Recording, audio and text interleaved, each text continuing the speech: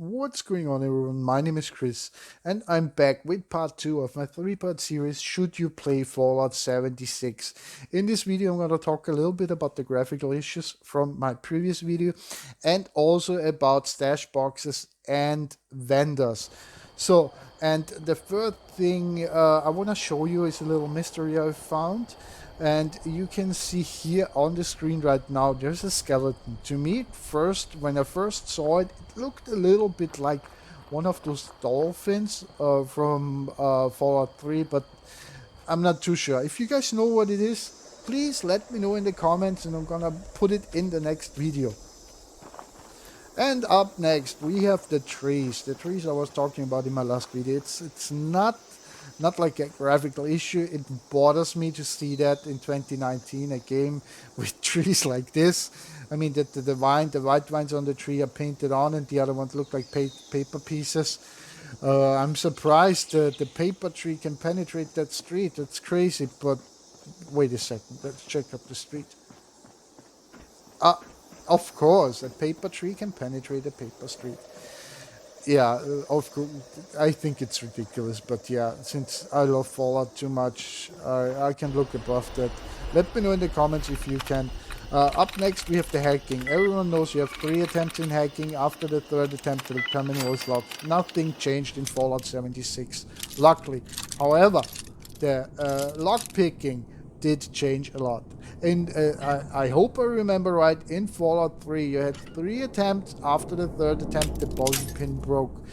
However, if you made it on the 2nd attempt and you went to another lock to pick, the bobby pin was reset. You had 3 attempts again. In Fallout 76, if you pick the lock on the 2nd attempt and you go to another lock, it will leave you with 1 attempt. So if you don't make it on the 1st attempt, the bobby pin broke and you lose it. That's it for the bobby pin. Did Bethesda make that so eventually you have to buy bobby pins? I'm not too sure. To me, it's not a big deal. It when I remember back in Fallout 3, when I was level 50, I had already a couple hundred bobby pins, and I mean right now I have 11.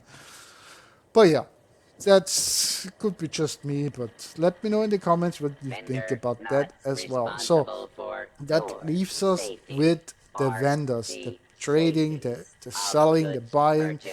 I think in Fallout 76 that part is. I have mixed feelings about it. Let me show you what I mean.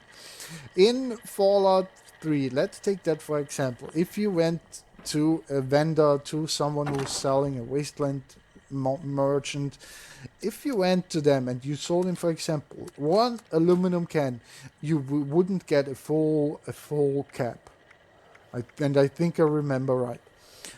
However, in Fallout 76, if you go to a vendor and you sell him an aluminum can, or for example a beer bottle, an empty beer bottle, you get 1 cap, 1 full cap. And looking at that, there are loads of aluminum cans, loads of empty beer bottles. There are some locations where you find almost 100 empty beer bottles. There are a bunker, I'm gonna show you the location later on. It's filled with beer bottles. Last time I checked, I picked up just in that one location 42, and it's not a big location, it's just a couple of rooms. So that's really cool. And if you think about that, there is a perk you can unlock which gives you the ability to kind of max out the caps even more. So you go to a vendor and you get 2 caps for an aluminum can or a beer bottle. And that part I think is really cool. Because thinking about in Fallout and like all the Fallouts, there were so millions of beer bottles and aluminum cans laying around. Just imagine if you just for fun run around and pick up a couple hundred. If you have the chunk weightless perk, the aluminum cans weigh almost nothing. You can pick up millions probably and then sell them, and you can clean out every vendor in the game. So I think that's pretty cool.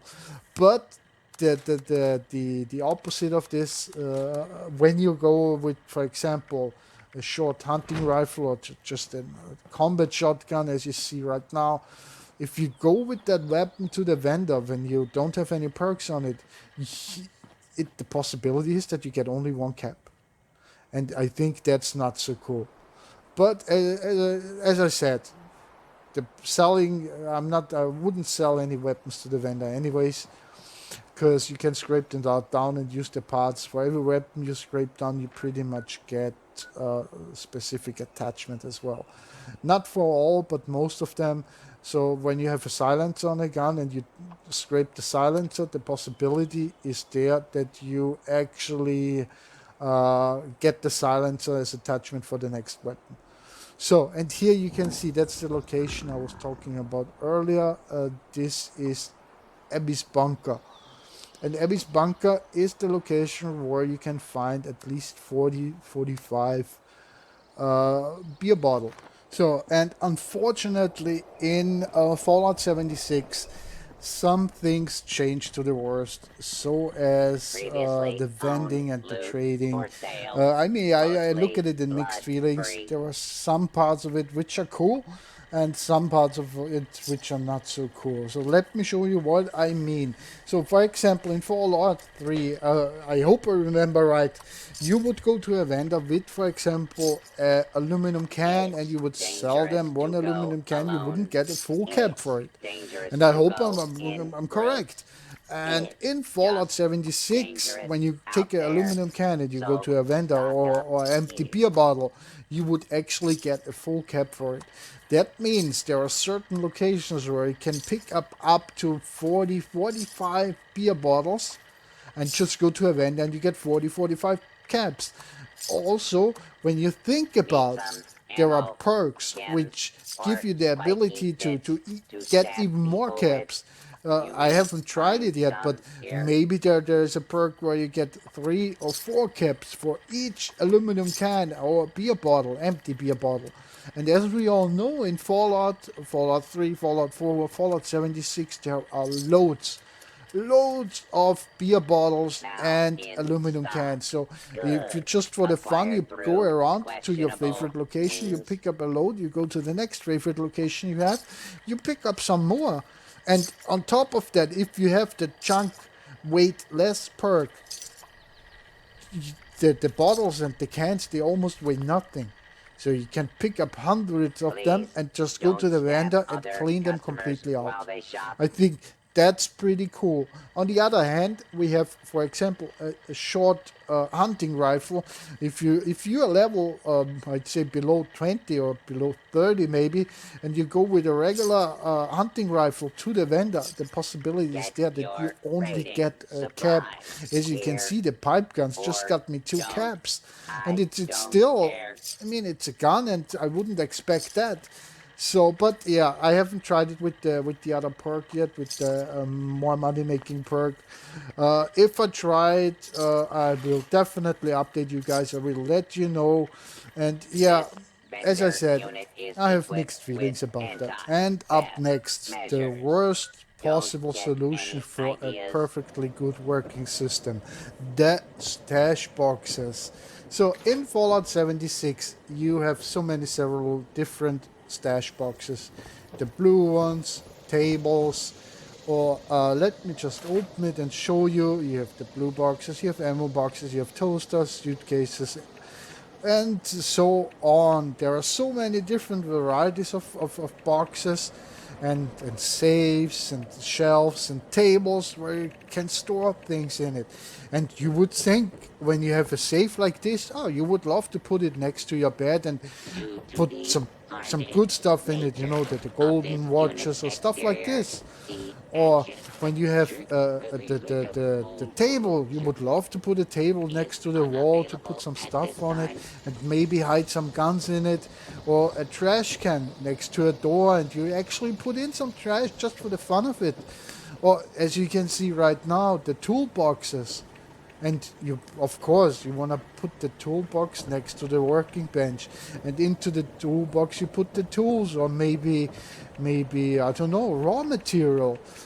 But you see, in Fallout 76, Bethesda decided, screw it, let's just make every fucking box in the game open your own inventory stash box.